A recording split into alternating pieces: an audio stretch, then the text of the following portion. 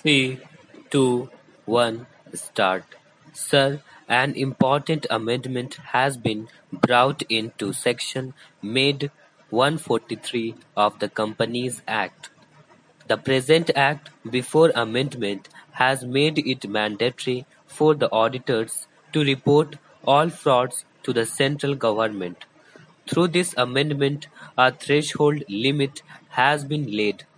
Now, fraud up to a certain threshold limit only will be informed by the auditors to the central government, and frauds below the threshold limit will be reported to the company by the auditors and to the audit committee. Sir, I welcome the proposed amendment, but with a rider because reporting of frauds, irrespective of the amount involved to the central government, would not serve any meaningful purpose. However, some aspects need to be looked into.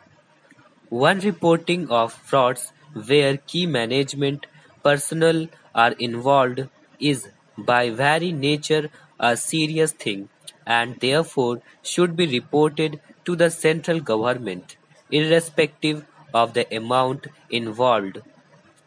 2.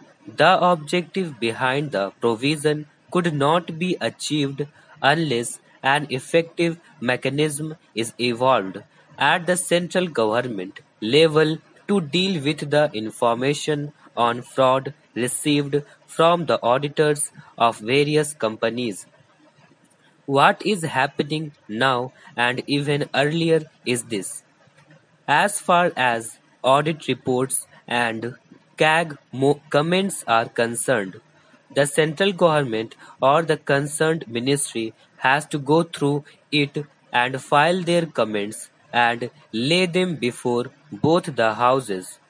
But I can say this from my experience that the central government is not looking into the various comments of the CAG and the auditors. By bringing this reporting provision, you should strengthen the mechanism to go through fraud and take action within the central government. The proposed amendment should also require to disclose details of frauds reported to the government that are more serious in the board's report. The board report should also contain whatever the auditor reported. Sir, the entire responsibility of detecting fraud has been given to the auditors.